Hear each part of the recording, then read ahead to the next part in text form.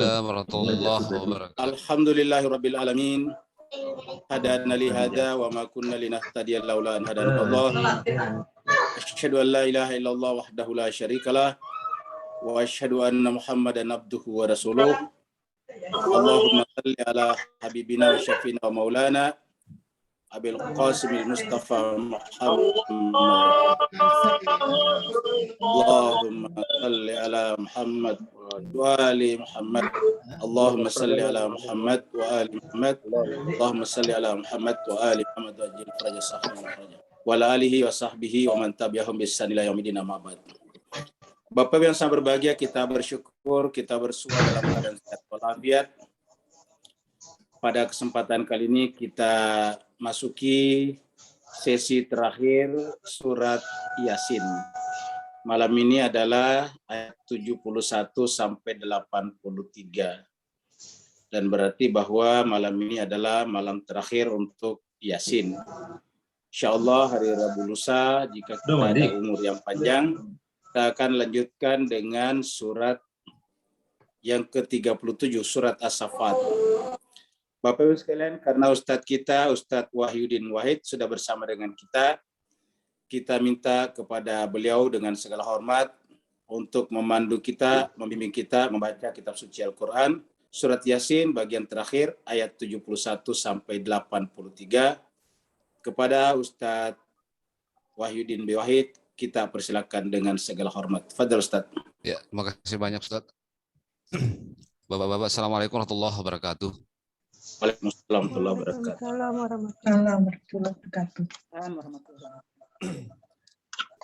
Kedengaran ya? Bagus.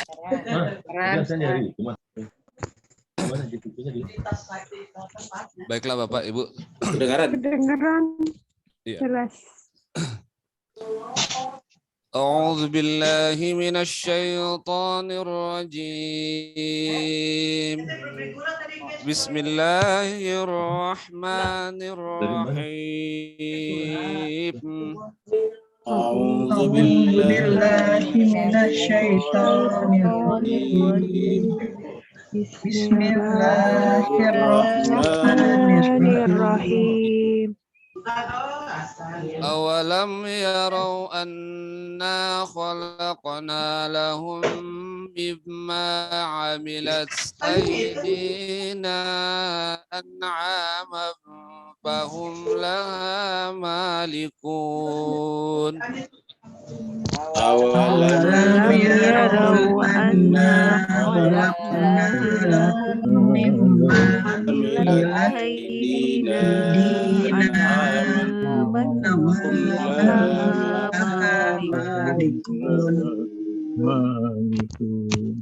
وَذَلَّلْنَاهَا لَهُمْ فَمِنْهَا رَكُوبُهُمْ وَمِنْهَا يَأْكُلُونَ وَذَلَّلْنَاهَا لَهُمْ فَمِنْهَا رَكُوبُهُمْ وَمِنْهَا يَأْكُلُونَ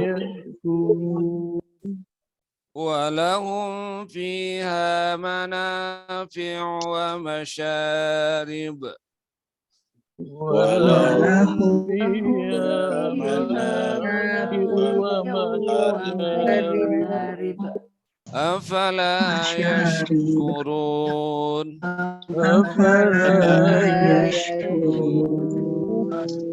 وَاتَّخَذُوا مِن دُونِ اللَّهِ آلِهَةً لَعَلَّهُمْ يُنصَرُونَ وَاتَّخَذُوا مِن دُونِ اللَّهِ آلِهَةً لَعَلَّهُمْ يُنصَرُونَ لا يستطيعون نصرهم وهم لهم جند محضرون لا يستطيعون نشرهم وهم لهم جند محضرون فلا يحزنك قولهم إنا نعلم يعلم ما يسرون وما يعلنون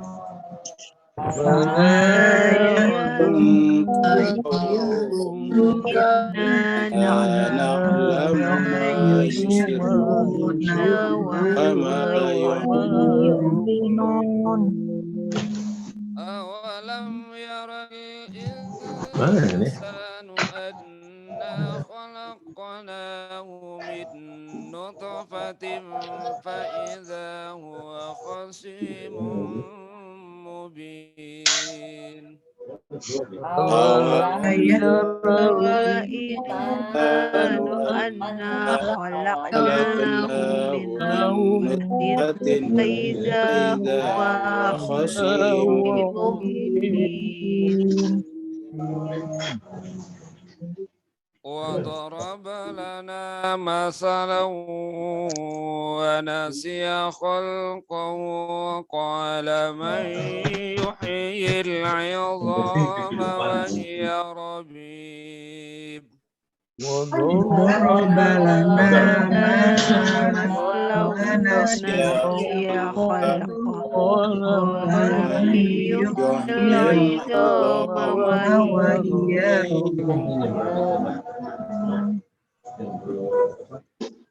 قل يحييها الذي أنشأها أول مرة وهو بكل خلق عليم الذي أنشأها أول وبكل خلق عليم الذي جعل لكم من الشجر الأخضر نارا فإذا أنتم منه توقدون الذي جعل لكم من الشجر الأخضر نارا إذا أنتم توقدون أوليس الذي خلق السماوات والأرض بقادر على أن يخلق مثلهم أوليس الذي خلق السماوات والأرض بقادر على أن يخلق مثلهم بلى وهو الخلاق العليم وهو الخلاق العليم إنما أمره إذا أراد شيئا أن يقول له كن فيكون إنما أمره إذا أراد شيئا أن يقول له كن فيكون فسبحان الذي بيده ملكوت كل شيء وإليه ترجعون سبحان الذي بيده ملكوت كل شيء وإليه ترجعون صدق الله العلي العظيم صدق الله العلي العظيم اللهم صل وسلم وزد وبارك على رسول الله وآله الأطهار على على رسول رسول الله الله وآله وآله الأطهار. اللهم صل على صل على محمد محمد. وآل محمد. اللهم صل على محمد وآل محمد. اللهم صل على محمد وآل محمد وأجل الفرج وسخر المخرج. Bapak sekalian, kita haturkan terima kasih banyak kepada Ustadz kita, Ustadz Wahyudin B. Wahid, yang telah memandu kita, membimbing kita, melantunkan ayat-ayat suci Al-Quran. Semoga Allah Subhanahu wa Ta'ala mengaruniakan kepadanya berbagai macam kebaikan di setiap sudut-sudut kehidupannya. Begitu juga Bapak Ibu sekalian yang telah ikut membaca Al-Quran. Semoga Allah SWT berikan kekuatan, kesehatan, kelapangan hidup lahir dan batin dengan keberkahan dan mukjizat daripada ayat-ayat suci yang tadi kita baca. Jemaah sekalian, kita teruskan Yasin kita. Surat Yasin adalah surat yang ke-36. Yasin adalah surat yang turun di Mekah, karenanya disebut dengan surat Makkiyah. Jumlah ayat adalah 83 ayat. Dan tadi kita telah membaca sampai ayat 83 dan berarti bahwa malam ini kita menyelesaikan surat Yasin sampai ayat 83 ini. Dan insya Allah hari Rabu nanti kita akan berjumpa dengan surat yang ke-37. Terakhir pada hari Jumat kemarin kita sampai di ayat 70 yang berbicara tentang hati, yaitu bahwa kalau kita ingin menerima pelajaran dari Allah melalui Rasul, terlebih dahulu harus menghidupkan hati. Kata menghidupkan hati di sini bukan berarti hati kita tadinya sudah hidup, boleh jadi mati, tapi maksudnya ibarat handphone, kalau kita ingin menerima informasi atau berita ataupun suara, kita harus meng-on-kan. Jadi di-on-kan dulu, dinyalakan. Kalau handphonenya tidak on, ya tidak bisa menerima apa-apa, tidak bisa menerima informasi, tidak bisa menerima berita, tidak bisa menerima apapun juga. Begitu juga hati manusia, kalau tidak on, dalam kondisi dia off, ya tidak bisa menerima apa-apa. Walaupun Nabi datang, walaupun kitab suci Al-Quran diturunkan ke dalam hatinya langsung, tetap mental semuanya. Kenapa? Karena hati dalam keadaan off. Jadi bukan persoalan kita sudah tahu atau tidak, tetapi intinya hati harus off. Hati harus on. Hati harus aktif untuk menerima, terbuka, lapang dada, menerima pelajaran. Kalau tidak, maka ya seperti dikatakan di dalam surat atau ayat-ayat sebelumnya, bahwa sawaun alaihim, sama saja bagi mereka, anzartahum am lam tunzirhum la yu'minun. Sama saja bagi mereka, apakah engkau beri peringatan atau tidak, tetap mereka tidak akan bisa beriman. Apa sebabnya? Karena mereka mematikan atau meng-off-kan hati mereka. Ini ayat terakhir kemarin. Allah berfirman, A'udzubillahi minasyaitonirrajim, Bismillahirrahmanirrahim. Liundhira man kana hayyan wa yahiqqal qawlu 'alal kafirin. Nabi datang dalam rangka untuk yundhira, memberikan peringatan, memberikan pelajaran, memberikan pengajaran kepada orang-orang yang man kana hayyan, yang terlebih dahulu meng-on-kan hatinya. Jadi kata hayyan di sini kita artikan meng-on-kan. Wa yahiqqal qawlu 'alal kafirin.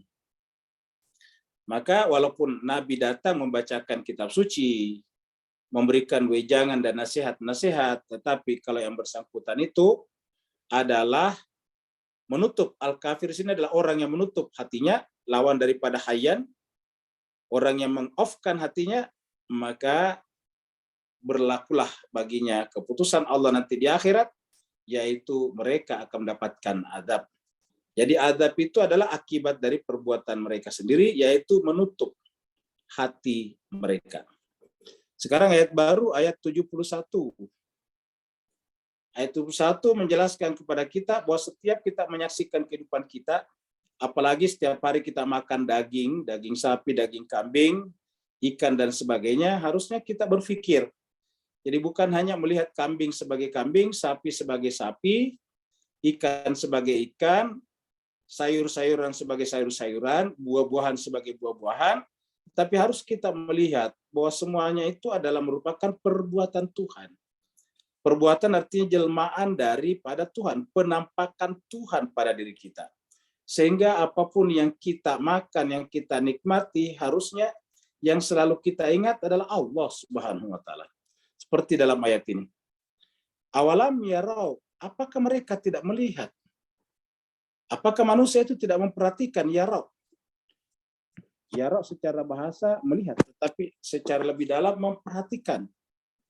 Apakah mereka manusia tidak memperhatikan?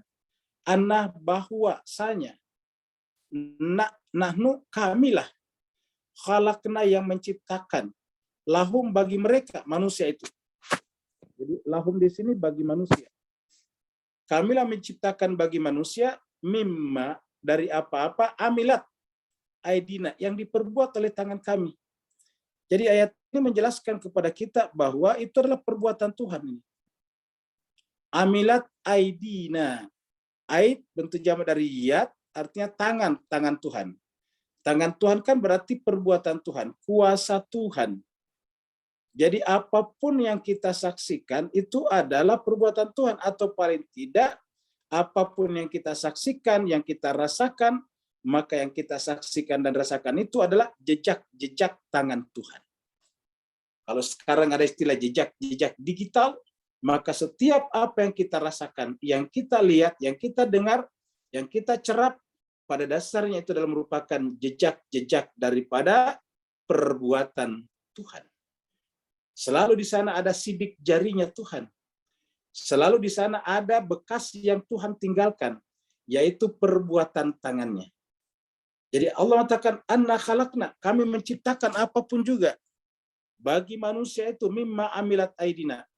Jadi ayat inilah yang kemudian kita artikan bahwa setiap yang kita lihat, setiap yang kita dengar, setiap yang kita rasakan, setiap yang kita pikirkan, pada dasarnya itu adalah merupakan tajalliyat, merupakan manifestasi penjelmaan daripada Allah Subhanahu wa taala. Dan karenanya itu adalah mendatangkan kenikmatan. An'aman. An'aman itu secara harfiah nikmat juga, tetapi diartikan juga dengan binatang ternak. Jadi mulai daripada binatang ternak atau hewan ternak, an'am, dari kata an'am lahir kata, ingat kata ni'amah dari sini juga. Jadi ada an'aman, ada kenikmatan yang kita dapatkan dari semuanya itu. Kata-kata an'am, kenikmatan di sana, kan kenikmatan itu mengantarkan kita kepada an'amta alaihim. Ingat, an'amta alaihim. Jadi semuanya seharusnya bisa mengantarkan kita untuk berwilayah, untuk mengakui siapa siratal ladzina an'amta alaihim, untuk mengakui jalannya orang-orang yang Allah telah beri nikmat padanya. Mimma amilat aidina an'aman fahum laha malikun. Karena Allah menciptakan semuanya itu, maka manusia ini karena memang diciptakan untuk manusia, maka manusia itu diberikan kuasa, diberikan otoritas oleh Tuhan. Ini otoritas Tuhan di sini lalu diberikan ke sini. Ini pada manusia. Manusia bisa menggunakan hewan-hewan ternak atau apa saja yang Allah ciptakan ini. Kata-kata ini lebih umum. Apa saja yang kami ciptakan? Anna khalaqna lahum. Kami ciptakan kepada mereka semuanya itu adalah merupakan jejak-jejak perbuatan kami. Termasuk hewan ternak. Maka semua ciptaan di alam semesta ini kemudian bisa dikuasai oleh manusia. Malikun itu malik berkuasa. Memiliki. Jadi semua yang kita sebut dengan milik kita itu sebetulnya adalah kepunyaan Allah. Semua yang kita sebut dengan milik kita, malikun di sini, adalah di sana ada tangan Tuhan. Jadi Bapak Ibu sekalian, kita tidak boleh bermain-main dengan apapun yang ada di sekitar kita. Tidak boleh bermain-main dengan tubuh kita, dengan mata kita, dengan rambut kita, apalagi dengan otak, akal pikiran kita. Kenapa? Karena semuanya itu adalah tangan Tuhan ada di sana. Amilat aidina. Kita makan daging sapi, pada daging sapi ada jejak tangan Tuhan di sana. Kita makan daging kambing, di dalam daging kambing ada jejak Tuhan di sana. Kita melihat misalnya ikan di lautan, di sana ada jejak Tuhan. Pokoknya apa saja yang kami ciptakan, di sana ada sidik jari kami. Di sana ada bekas-bekas tangan kami. Di sana ada jejak-jejak digital kami, kalau istilah sekarangnya. Maka semua yang manusia miliki, entah itu tanah, entah itu rumah, entah itu uang, entah itu suami, istri, anak, apa saja yang kita miliki, sebetulnya itu adalah perbuatan Tuhan. Maka apabila kita memiliki sesuatu dan memisahkan milik kita dari Tuhan, itu yang disebut dengan durhaka. Bagaimana caranya milik kita tidak pisah dengan Tuhan? Ya, dalam memiliki sesuatu, hak-hak Tuhan yang melekat padanya jangan sampai ditinggalkan. Pada setiap yang kita miliki ada hak-hak Tuhan di sana. Kenapa? Perbuatan Tuhan di sana. Bukan perbuatan kita, perbuatan Tuhan. Makanya setiap yang kita miliki ada hak-hak orang lain di sana. Sebetulnya itu hak Tuhan. Itu ada zakat, ada infak, macam-macam. Amilat aidina. Kenapa? Itu adalah milik kami. Kemudian cuma sebagai hewan-hewan itu ada yang mereka tumpangi seperti ini. Ada juga yang mereka makan seperti ini. Ini tadinya adalah hewan-hewan. Ini adalah tadinya hewan-hewan. Ini adalah diantara juga hewan. Terus dimanfaatkan oleh manusia. Wadhallalnaha lahum. Kami tundukkan. Zallalna itu secara bahasa kami mudahkan. Zallalnaha lahum. Kami jinakkan bagi mereka. Jadi kami jinakkan karena hewan ya, kami jinakkan bagi mereka. Jadi kami jinakkan bagi mereka hewan-hewan itu sehingga kemudian karena jinak faminha di antara hewan-hewan itu rakubuhum, ada yang mereka tunggangi. Faminhum rakubuhum, ada yang mereka tunggangi. Ya. Ada yang mereka tunggangi dan waminha, dan ada yang mereka makan. Sapi misalnya, kambing misalnya. Jadi dari semuanya yang Allah ciptakan itu ada yang dijadikan sebagai hewan tunggangan, seperti tadi dibuat dokar, dibuat pedati, dibuat kereta. Kemudian ada juga yang kita makan, wa minha yakulun.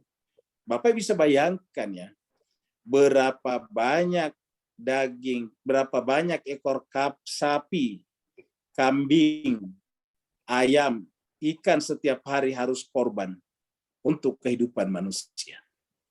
Dan itu semuanya adalah min aidina, kata Tuhan tadinya. Itu semuanya adalah jejak-jejak perbuatan kami. Itu semuanya adalah tajliat daripada kami, kata Allah Subhanahu wa taala. Maka siapa yang memakan itu semuanya, menikmati semuanya, tetapi tidak mensyukurinya, tidak berterima kasih kepada penciptanya, kepada pemilik tangan, sidik jari di sana, maka itu yang disebut dengan durhaka. Jadi Bapak Ibu sekalian, kalau kita lihat ya wajarlah nanti kalau di akhirat kita diazab kalau kita tidak bersyukur. Bayangkan betapa banyak kambing, sapi, domba, ikan, ayam yang kita makan manusia setiap hari. Penduduk dunia sekarang ada 8 miliar orang. Jadi berapa ekor ayam yang harus mati setiap hari? Berapa butir telur yang harus habis setiap hari? Berapa tumbuh-tumbuhan sayuran yang harus dicabut setiap hari untuk kelangsungan hidup manusia? Tetapi kalau kemudian manusia tidak berterima kasih kepada pemilik tangan tadinya, maka jadilah dia dengan orang yang durhaka.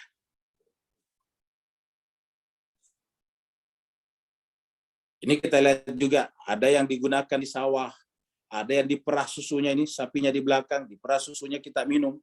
Jadi semuanya sebetulnya dari sini semuanya, dan ini adalah jejak-jejak Tuhan. Bahkan si petani ini juga adalah jejak Tuhan. Kayu yang digunakan untuk membajak juga adalah jejak Tuhan. Tanah yang mereka bajak adalah jejak perbuatan Tuhan. Sapinya, kerbaunya adalah jejak perbuatan Tuhan. Apa yang bukan perbuatan Tuhan?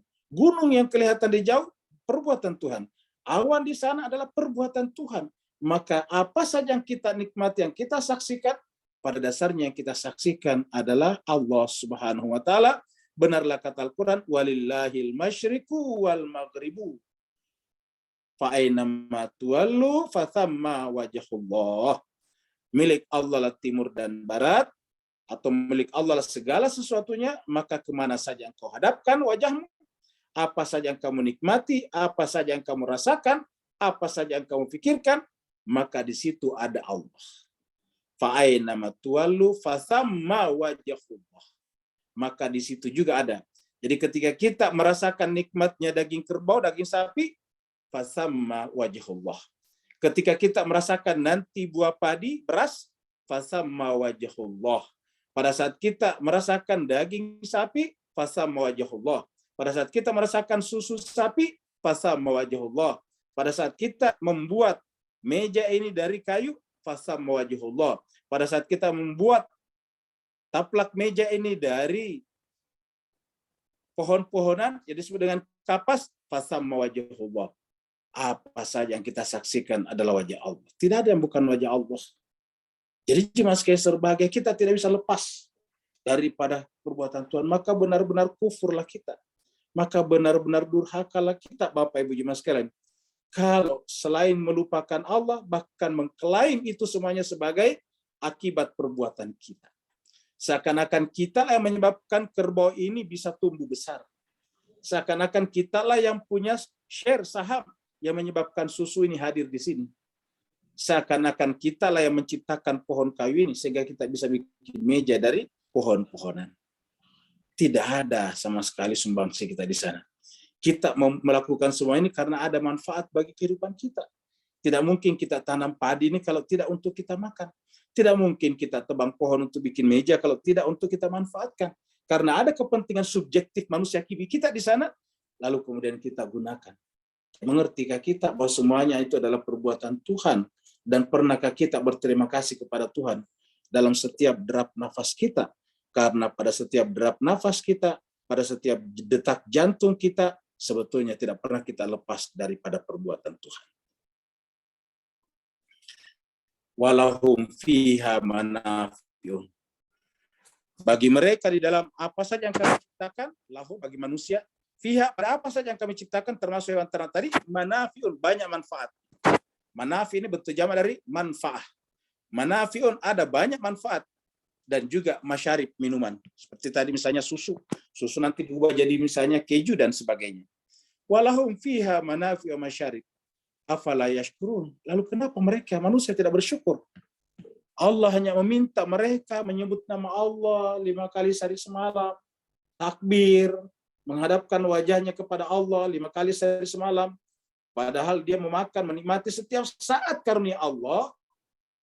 Allah minta 5 kali sehari semalam, beratnya tidak ketulungan. Beratnya luar biasa. Coba jemaah sekalian, kalau kita hitung ucapan takbir kita, memuji Allah dengan takbir, tahmid di dalam salat kita, salawat kita di dalam salat, di jumlah berapa sih jumlahnya sebetulnya dibanding dengan kenikmatan yang Allah berikan kepada kita. Setiap nafas kita tarik, setiap nafas kita hembuskan, setiap mata kita berkedip, setiap telinga kita mendengar, setiap otak kita bekerja, setiap akal kita menganalisa, setiap jiwa kita merenungkan, setiap kaki kita melangkah, setiap tangan kita bekerja, tidak pernah lepas daripada perbuatan Tuhan.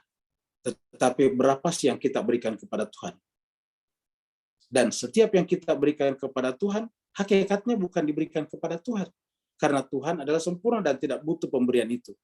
Setiap yang kita berikan kepada Tuhan, hakikatnya kita berikan kepada diri kita. In asantum li anfusikum. Jika kalian berbuat baik, hakikatnya perbuatan baik itu kembali kepada diri kalian sendiri. Maka Tuhan bertanya, afala yashkurun? Kenapa mereka tidak bersyukur? Ini kata-kata yang paling penting kita tanyakan. Afala yashkurun? Afala yashkurun? Kenapa mereka tidak bersyukur? Jadi artinya banyak sekali yang tidak bersyukur. Padahal sudah menikmati apa saja yang Allah berikan kepadanya. Kurang saja uangnya sedikit sudah berkeluh kesah. Ya, kurang kesehatannya sedikit sudah mulai berputus asa. Padahal kenikmatan yang Allah berikan kepadanya setiap hari jauh lebih besar. Tak sanggup kita hitung, kata Allah. Wa in ta'uddu ni'matallah la tuhsuha. Jika kalian mencoba menghitung-hitung nikmat Allah, apalagi kita masukkan ke dalam nikmat agama, nikmat wilayah, nikmat din, maka tak sanggup kita menghitungnya. La tuhsuha. Akhirnya apa yang terjadi jemaah sekalian? Ujung-ujungnya manusia menyembah kebutuhan pribadinya. Manusia menyembah rupiah, menyembah dolar, menyembah uang. Sholat, tetapi yang disembah adalah uang. Sholatnya dianggap berhasil apabila rezekinya meningkat. Rezeki yang dimaksud di situ adalah uang tambah banyak. Begitu rezekinya semakin uangnya berkurang, dianggap Tuhan tidak memperhatikan dianya. Jadi jemaah sekalian berbahagia, begitu besarnya pengaruh dunia, pengaruh materi pada diri kita, Tuhan kita lupa karena kita ingat hanyalah rupiah, dolar, uang, dan uang. Bahkan itu pun kita ingat pada saat kita sholat. Sehingga ini yang terjadi sebetulnya setiap saat pada diri manusia. Padahal uang ini kan buatan manusia sendiri. Uang ini adalah perjanjian di antara manusia. Kalau uang ini kita lepaskan dari perjanjian, misalnya tanda tangan gubernur BI, ataukah gubernur The Fed misalnya, pimpinan The Fed, dihilangkan, maka kemudian tidak ada nilainya uang ini. Ini kan uang sebetulnya hanya sekedar perjanjian. Nilai intrinsiknya itu tidak seberapa. Nilai kertasnya ini paling sekitar Rp1.000. Tapi nilai yang ditetapkan padanya misalnya adalah $100, Rp100.000 misalnya. Tapi kemudian manusia menciptakan uang, tapi manusia menyembahnya. Persis seperti patung. Manusia memahat patung, manusia juga yang menyembahnya. Manusia memahat uang, manusia juga yang menyembahnya.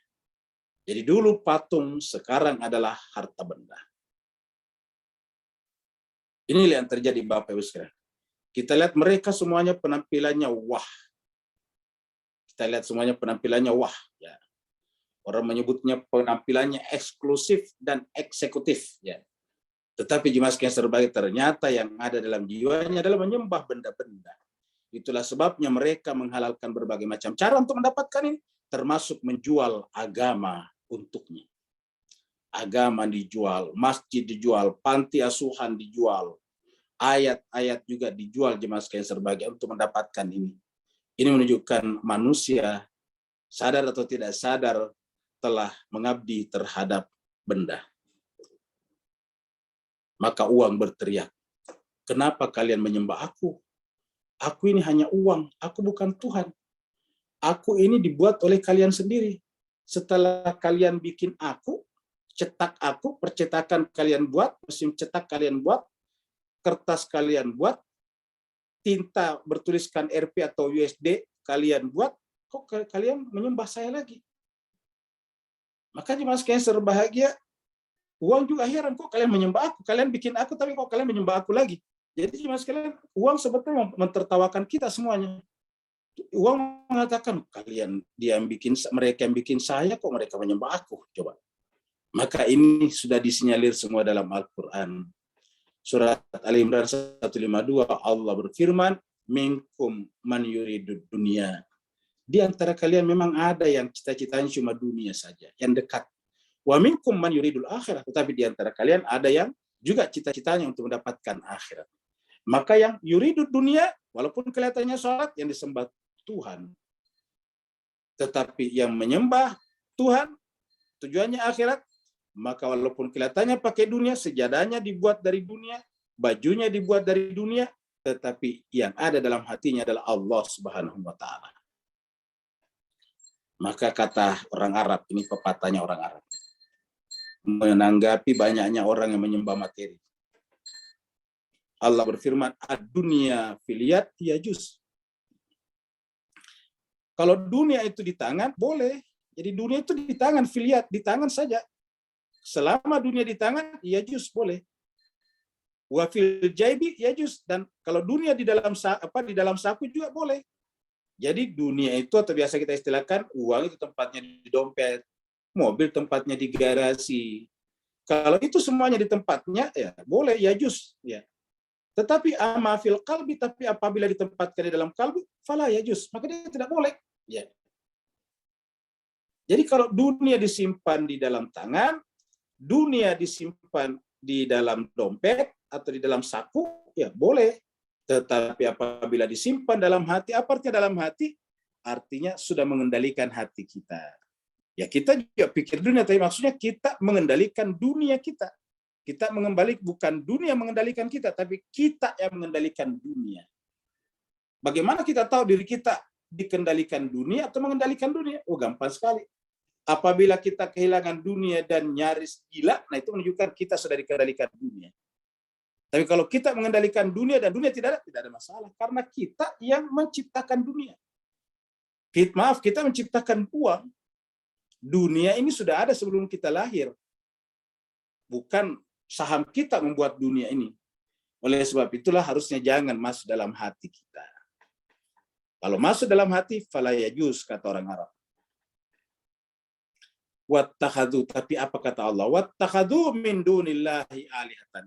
Setelah tadi Allah menceritakan kenikmatan yang begitu banyak, Allah berikan kepadanya susu dari sapi, daging dari sapi, kambing, domba, telur dari ayam, makanan dari padi, dari sagu, dari singkong dan sebagainya.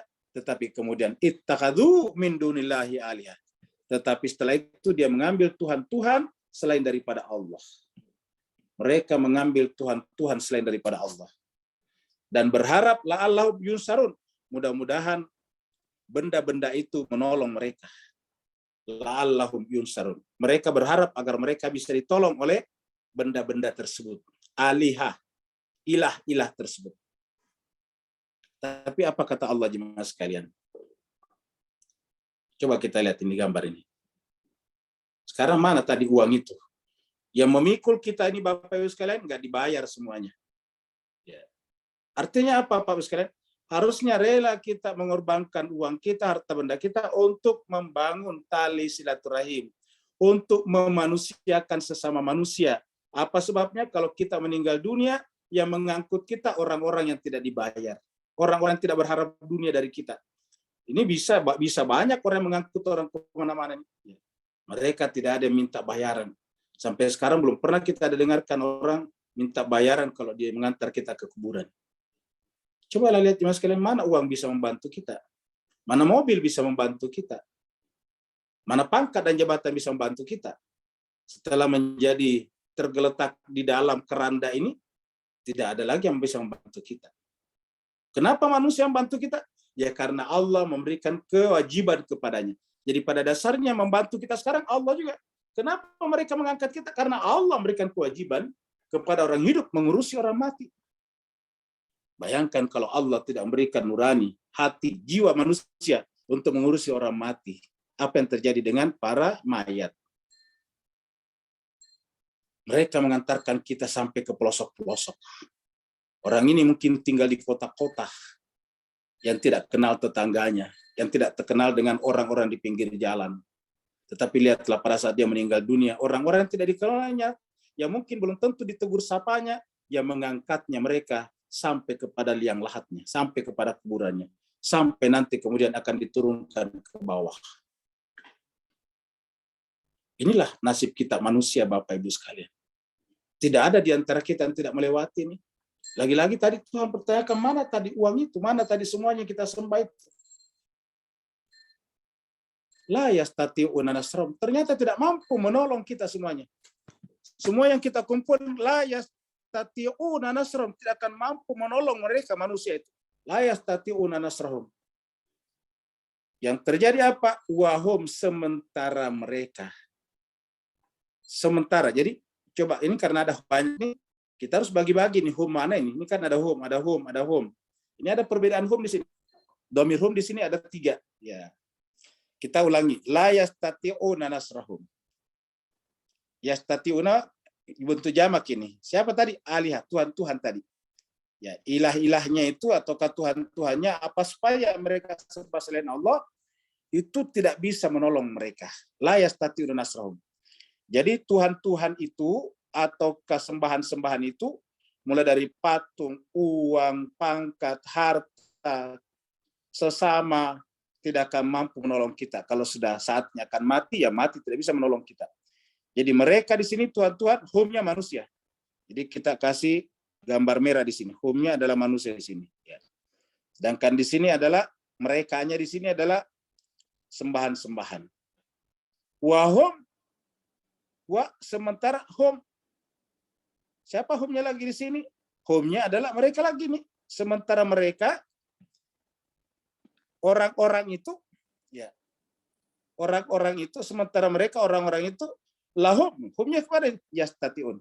Apa namanya terhadap ini adalah humnya terhadap ini kita samakan warnanya, yaitu terhadap Tuhan-Tuhan. Jadi di sini humnya di sini adalah Tuhan-Tuhan. Sembahan-sembahan. Ya. Sembahan-sembahan tadi patung lah, uang lah, pangkat lah, rumah lah, pasangan hidup lah, anak lah. Pokoknya apa saja yang menyebabkan kita lalai dari Allah. Wahum mereka siapa? Manusia yang tadinya menyembah harta itu mereka lah. Sekarang pada saat mereka butuh sembahan itu, harta benda itu tidak mampu menolong mereka. Tidak mampu menolong mereka dari mana? Dari kematian tadinya. Sementara mereka lah, atau pada hakikatnya mereka lah, si pemilik harta benda itu, lahum terhadap patung-patung itu menjadi jundun bala tentara untuk menjaganya. Jadi tanpa kita rasakan sebetulnya ketika kita menyembah benda, kita yang menjadi tentara menjaga benda itu. Harusnya kan benda itu menjaga kita, menolong kita. Harusnya dia menolong kita, tapi aslinya kita yang menolong mereka. Kita lah yang menjaga mereka sampai mati-matian. Sampai kita mau mati untuk menjaga harta benda itu. Mau menjaga pangkat dan jabatan itu. Mau menjaga uang dan sebagainya itu. Jadi benda-benda itu tidak akan mampu menolong kita dari kematian. Sementara kita lah sebetulnya yang menjadi tentara penjaga terhadap Tuhan atau ke benda-benda itu. Tanpa kita sadari. Jadi kita telah dibuat menjadi tentara penjaga sebetulnya terhadap benda-benda itu. Jadi artinya apa? Benda itu lebih mulia dari kita. Kenapa? Karena kita jaga dianya. Harusnya kan benda itu menjaga kita. Tapi ternyata berdasarkan ayat ini kita yang menjaga mereka. La yastati'una nasrahum wa hum lahum jundun muhdarun. Jemaah sekalian berbahagia, pada saat ayat-ayat ini turun, orang-orang di sana berkumpul di tempat-tempat yang sepi tersembunyi untuk menggunjing Nabi Muhammad.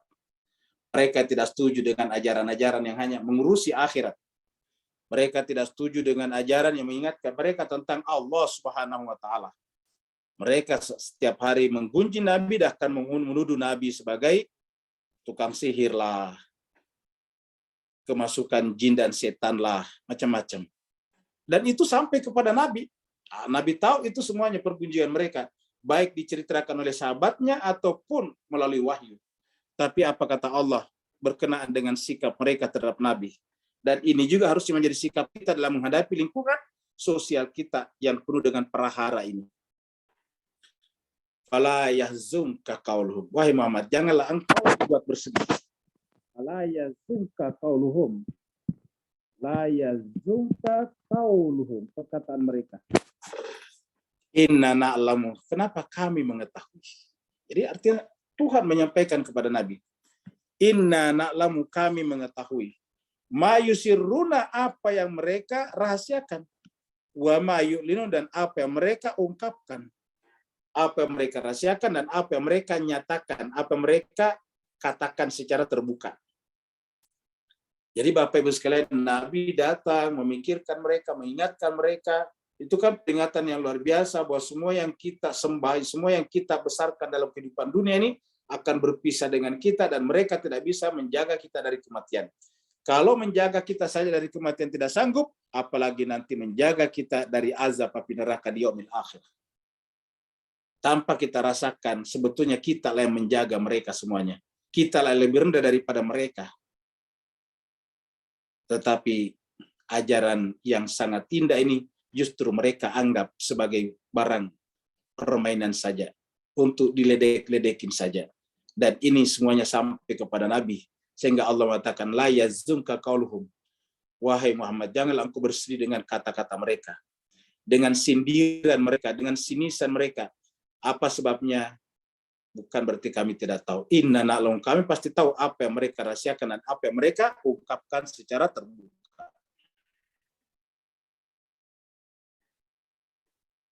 Allah kemudian bertanya kepada orang-orang seperti tadi yang tidak percaya, bahkan menyembah benda-benda. Bukankah kami menciptakan kalian dari tidak ada? Lihatlah jemaah sekalian, sebelum satu sel ini masuk menjumpai sel yang ini namanya sel laki-laki sperma, ini adalah sel perempuan ovum. Sebelum ini menjumpai ini kita tidak ada apa-apanya. Siapa kita? Coba. Sebelum ini Pak Bu sekalian diterima oleh ini, siapa kita? Sebelum ini satu sel laki-laki ini kemudian diterima dan menyatu dengan satu sel perempuan ini, pertanyaannya siapa kita? Katakanlah kita tarik ini ke belakang, tidak jadilah kita jadi manusia. Ya, coba kalau tiba-tiba semuanya kita lumpuhkan ini, tidak ada yang masuk ke sini membuahinya, maka kemudian siapa kita? Tidak ada sama sekali. Jadi begitu rentannya kita, begitu rapuhnya kita, begitu rendahnya kita, Pak Bu sekalian. Kita tidak ada apa-apanya. Jadi nasib kita tergantung kepada satu sel ini kalau versi biologinya. Ini cuma satu sel, bukan 2 sel, bukan 3 sel, ini satu sel saja. Ini juga satu sel. Ya. Begitu dia berjumpa, lalu kemudian terjadi pembelahan, menjadilah seperti sekarang ini. Ya. Tiba-tiba menjadi pembangkang. Coba, inilah dia. Yang tadinya satu sel, yang tidak punya nilai apa-apa, begitu dia besar, apalagi dia menjadi raja seperti Namrud, seakan-akan dia berkuasa atas segala-galanya. Bebas berbuat apa saja. Ketika Nabi Allah, Nabi Ibrahim mengingatkan tentang perbuatannya, mengingatkan agar dia kembali mengingat penciptanya dari tidak ada menjadi ada, mereka murka. Namrud marah, menyuruh tentara-tentaranya, menyuruh orang-orangnya, menyuruh masyarakatnya untuk mengumpulkan api dan membakar Nabiullah Ibrahim. Begitu yang terjadi pada Fir'aun terhadap Nabi Musa. Begitu yang terjadi pada saat Nabi Muhammad kita berdakwah. Bahkan itu yang terjadi sampai sekarang. Arogansi masih kita temukan sampai sekarang. Negara-negara kecil dengan gampangnya dikerahkan kepadanya tentara dan kekuatan dan peran mesin-mesin pembunuh massal. Siapa yang melakukannya? Itu orang-orang yang tadinya sebelum bertemu sperma dengan ovum tidak ada apa-apanya. Mereka lam yakun syai'an madhkura, belum bisa disebut apa-apa.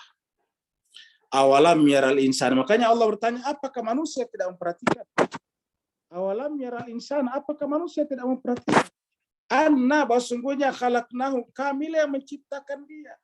Termasuk tadi hewan-hewan ternak tadi, min aidina tadi, dari tangan kami. Kami yang menciptakan manusia. Min nutfatin, dari nutfah, dari satu sel tadi. Dari zigot.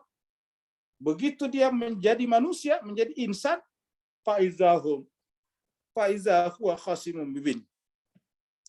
Tiba-tiba menjadi musuh yang nyata bagi Allah. Luar biasa. Allah mengutus Nabi untuk mengingatkan mereka, hanya mengingatkan. Ingatlah Tuhanmu, ingatlah penciptamu, ingatlah di atas segala-galanya. Mereka marah, mereka murka, bahkan Nabi dibunuh, Nabi dibakar, Nabi diusir, dan sebagainya. Fa'idha huwa khasimun mubin. Tiba-tiba dia menjadi pembangkang yang nyata, menjadi musuh yang terang benderang. Inilah manusia, Pak Bu sekalian. Dia lupa bahwa cepat atau lambat dia akan menjadi bangkai yang kotor apabila tidak dikuburkan. Sekarang ketika dia merasa punya kuasa, ketika dia merasa punya kesehatan yang prima, ketika merasa punya segala-galanya, seakan-akan semua dia bisa lakukan, dia tiba-tiba merasa seperti Tuhan, menjadi khasimun mubin. Jemaah sekalian berbahagia, bahkan ketika Nabi datang meminta mereka, bahwa ingatlah, masih ada kehidupan setelah kehidupan berikutnya. Apa kata mereka? Apa mungkin kami hidup kembali kalau sudah jadi tulang belulang seperti ini? Jadi kalau mereka melihat tulang belulang seperti ini, mereka tidak percaya. Masa ya kita hidup kembali? Ya. Harusnya mereka dengan melihat tulang belulang ini, mereka ingat bahwa mereka yang tadinya raja di raja, mereka yang tadinya adalah guru besar dan sebagainya, mereka yang tadinya dihormati dan dijunjung tinggi di tengah-tengah masyarakatnya, pada akhirnya hanya menjadi tulang belulang seperti ini. Semua darah, daging, dan juga apa saja yang pernah dimakan sebelumnya kembali lagi ke tanah. Ototnya sudah hilang, dagingnya sudah hilang, perutnya mengandung bahan pencernaan yang menyebabkan dia bisa makan setiap hari berbagai macam makanan. Ya. Entah sudah berapa sawah padi yang kita makan, entah sudah berapa kebun tomat, cabai, buncis yang telah kita makan. Tetapi jemaah sekalian berbahagia, pada akhirnya semua kembali ke tanah lagi. Dan hakikatnya hanya seperti inilah kita, Bapak sekalian, tulang belulang saja. Tetapi ketika Nabi datang mengingatkan mereka bahwa kalau kalian hanya terfokus pada kebutuhan biologisnya, kebutuhan tubuh badan jasmaninya, maka kalian hanyalah seperti tanah saja. Maka berpikirlah lebih jauh, kembalilah kepada Allah, tempuhlah suluk, tempuhlah safar kembali kepada Allah. Apa kata mereka? Tidak ada itu kehidupan setelah kehidupan dunia. Maka mereka tidak percaya. Mereka bertanya, apa mungkin kalau kami sudah jadi tulang belulang, lantas kami hidup kembali? Wadarabalana masalan wa nasya khalqah. Mereka memikirkan kami seperti mana makhluk-makhluk yang lain. Wadarabalana, secara bahasa artinya dia membuat perumpamaan. Maksudnya dia mengumpamakan kami seperti makhluk. Sebagaimana tulang tidak bisa menjadi manusia utuh lagi. Tidak ada orang yang bisa merajut tulang-tulang untuk menjadi manusia lagi. Tidak ada orang yang bisa merajut tulang-tulang ayam menjadi ayam yang utuh lagi. Tidak ada orang bisa merajut tulang-tulang ikan menjadi ikan kembali. Bahkan tidak ada yang bisa merajut sampah-sampah sayur untuk menjadi sayur yang utuh lagi. Mereka menganggap kami seperti itu. Wadarabalana mathalan wa nasiya khalqah, sementara dia lupa penciptaannya. Dia lupa bahwa tadinya dia tidak ada. Kami yang mengadakannya dia dari tidak ada menjadi ada. Nasiya, dia lupa khalqah, penciptaannya. Dia lupa bahwa tadinya itu hanya dari satu sel yang berdiri sendiri, yang kalau tidak bertemu antara sperma dan ovum, dia tidak akan ada selama-lamanya. Lam yakun syai'an madhkura. Tidak bisa disebut apa-apa. Maka mereka berkata kepada nabinya, kepada Tuhan melalui Nabi, qala man yuhyil izama. Siapa lagi, kata dia, yuhyi, yang akan menghidupkan kami setelah menjadi tulang belulang. Ini al-izam itu tulang belulang. Wahia ramim, padahal itu sudah menjadi berantakan, sudah menjadi hancur. Ramim itu sudah bercerai-berai, tulang belulang yang sudah bercerai-berai, yang sudah hancur, yang sudah terpotong-potong, yang sudah terpisah-pisah. Lihatlah tadi tulang belulang itu. Mereka bertanya, man yuhyil izama wahia ramim. Siapa lagi yang bisa menghidupkan tulang belulang itu setelah kami hancur, lebur seperti itu? Jadi jemaah sekalian serba, artinya apa? Mereka benar-benar terperangkap dalam dunia materi saja. Mereka tidak pernah percaya ada kekuatan di luar alam materi, bahkan dia tidak percaya bahwa penciptaannya itu adalah sebetulnya adalah berasal dari kekuatan yang berasal dari luar dirinya. Yang tadinya tidak disebut apa-apa, tidak bisa tiba-tiba menjadi manusia yang utuh. Lahir dengan berbagai macam kelebihan. Cuma sebagai Allah mengingatkan bahwa bahkan Tuhan menciptakan kita di awal bahkan cuma dari tanah. Min turab. Kalau belakangan kita sudah diciptakan dari sel, tetapi awal sekali karena pernah tidak ada manusia, maka manusia pertama tentu tidak mungkin dari sel yang satu. Maka manusia pertama adalah diciptakan langsung Allah dari tanah, biaidina, dengan tangan-tangan kami, kata Tuhan tadi. Qul, katakanlah Muhammad kepada mereka itu, yuhyi alladzi ansha'a awwala marrah, yang menghidupkan kalian kembali setelah kalian jadi tulang belulang adalah alladzi, dia yang ansha'aha awwala marrah. Dia yang pertama kali menginisiasi. Ansha'a kita artikan menginisiasi. Yang menghendaki, menginisiasi awal marrah, kali pertama. Tadinya kita tidak ada, kemudian kita ada. Bahkan ketika orang tua kita belum ada, orang tua kita ada, yang ada hanya Adam. Adam tadinya juga tidak ada. Allah menginisiasinya dari awal hanya dari tanah saja. Jadi kalau mereka katanya siapa yang akan menghidupkan kami? Katakanlah yuhyi alladzi ansha'a awwala marrah. Yang akan menghidupkan kalian kembali setelah jadi tulang belulang yang berserakan adalah dia, zat yang memulai, menginisiasi penciptaan kalian pertama kali. Kenapa dia bisa menghidupkan kembali? Wa huwa bikulli khalqin alim, karena dia berkuasa atas makhluknya. Dia Allah SWT bikulli, terhadap tiap-tiap khalqin, makhluk ciptaannya. Alim, maha mengetahui. Dia tahu rahasia-rahasianya, dia tahu A to Z-nya. Dari A sampai Z-nya Allah tahu semuanya. Jadi kalau kemudian hanya mengumpulkan kembali menjadi tubuh yang utuh, bagi Tuhan tidak susah. Kenapa? Tidak pernah punya tubuh saja bisa diberikan tubuh. Kita tadinya tidak punya tubuh, bisa diberikan tubuh. Apalagi kalau sudah pernah punya tubuh. Tinggal Allah kumpulkan, perintahkan semua penyusun-penyusun tubuhnya kembali lagi berkumpul. Maka kemudian bisa muncul kembali tubuh baru kalau Allah menghendaki. Pokoknya, qul yuhyyihalladzi ansha'a awwala marrah wa huwa bikulli khalqin alim. Dia berkuasa, dia mengetahui segala makhluknya. Karena namanya makhluk adalah hal ciptaan. Setiap hal ciptaan pasti ada khaliknya, penciptanya. Dan rahasia ciptaan dari A sampai Z-nya ada murni pada penciptanya.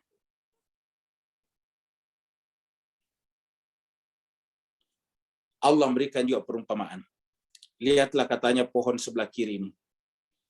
Ini adalah pohon hijau semuanya.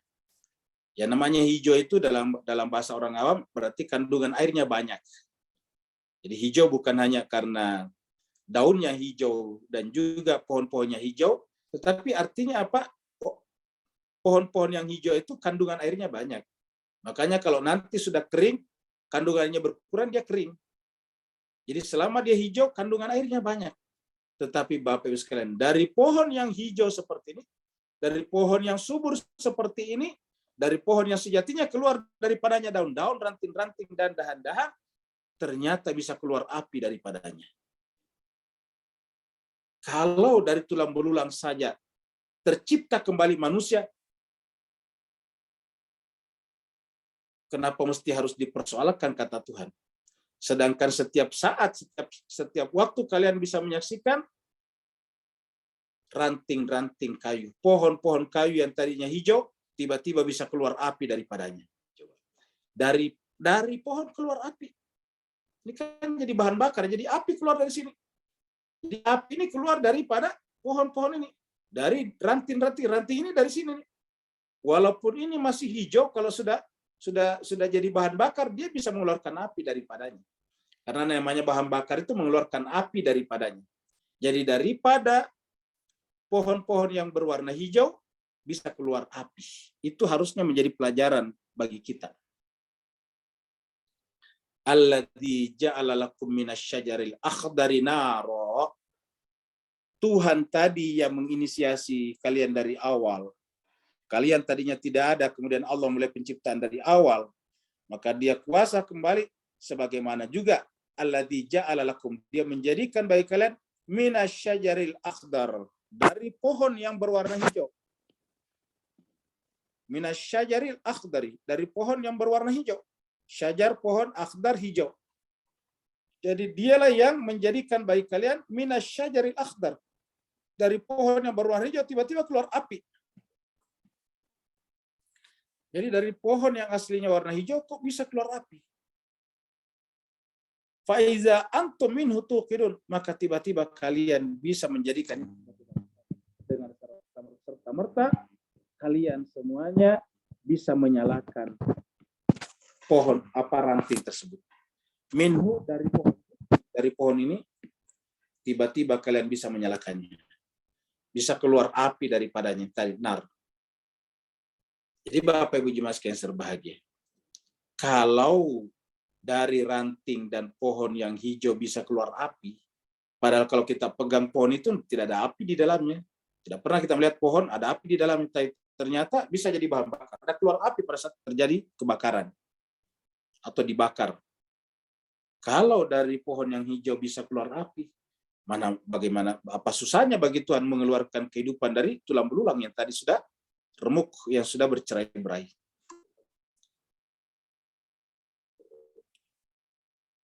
Sebagaimana Allah menciptakan alam semesta. Manusia itu kan kecil dibanding dengan alam semesta. Kita ini manusia tingginya paling 1,70 meter, lebarnya paling 0,5 meter. Beratnya sudah sangat berat, kalau misalnya beratnya sampai 170 kilo misalnya. Jarang orang yang beratnya segitu, Pak. Kebanyakan beratnya 70 kilo, 80 kilo, 100 kilo sudah berat sekali. Nah, jemaah sekalian berbahagia, dibanding dengan alam semesta, dengan keindahan, dengan putaran yang seakan-akan ada garis yang diikuti ini. Padahal kan bukan garis ini, bukan garis asli, tetapi dia mengikuti garis ini, dia mengikuti lintasan ini secara konstan selama miliaran tahun. Ya, semua bergerak mengitari matahari di sini. Ini baru matahari, belum lagi dengan galaksi-galaksi yang lain. Allah berfirman, awalaisallati khalaqas samawati wal arda biqadirin ala ay yakhluqa mithlahum.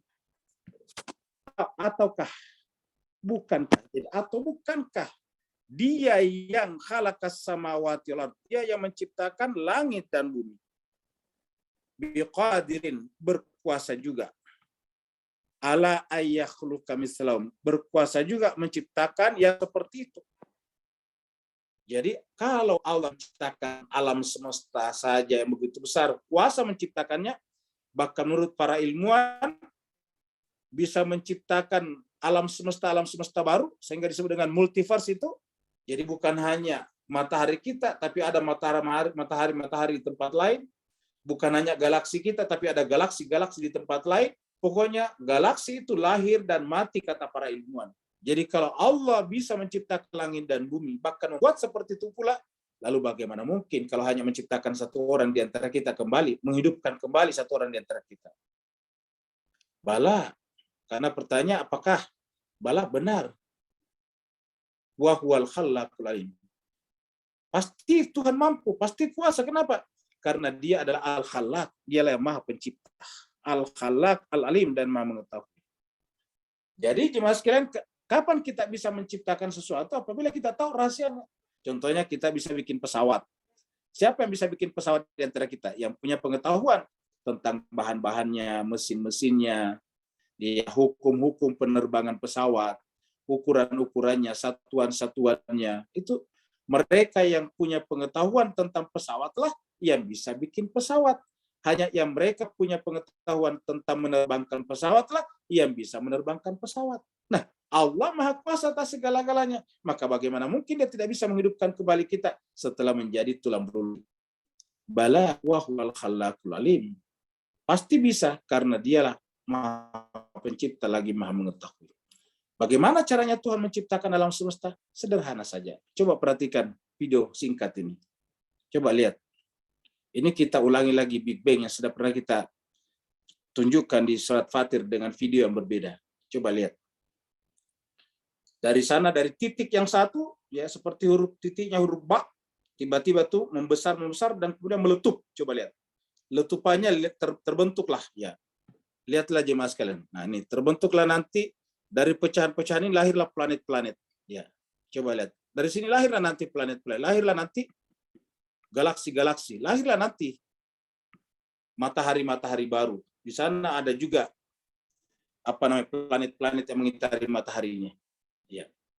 Begitulah caranya Allah menciptakan segala-galanya. Nah, Bapak Ibu sekalian, coba ini tadi kita lihat gerakan ini dari tidak ada.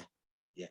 Ini titik ini tadi sebelum dia memancarkan dari tidak ada, tadi kecil sekali kita lihat. Ya.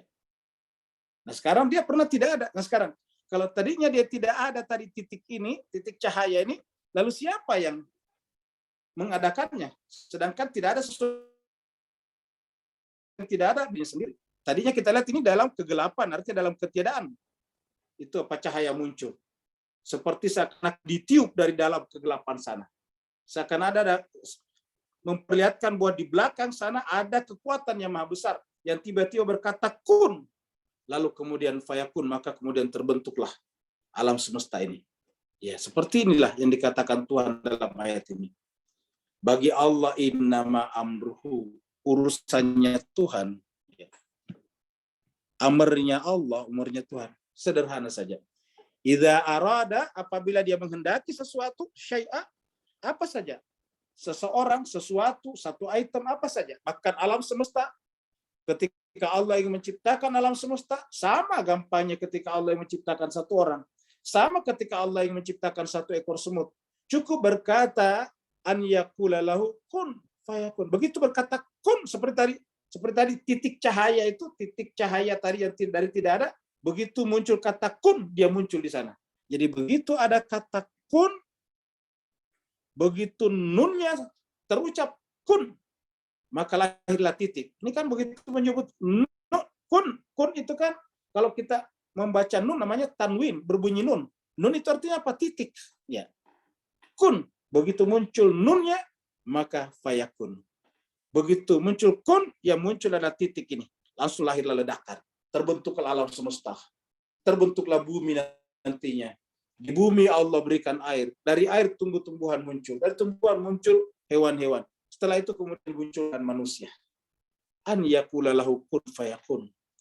Allah gampang sekali cukup berkata kepadanya, kepada sesuatu itu, kun, maka fayakun, maka muncullah sesuatu itu. Kun, ini nunnya, lihat Bapak Ibu sekalian, titiknya, kun, lalu fa.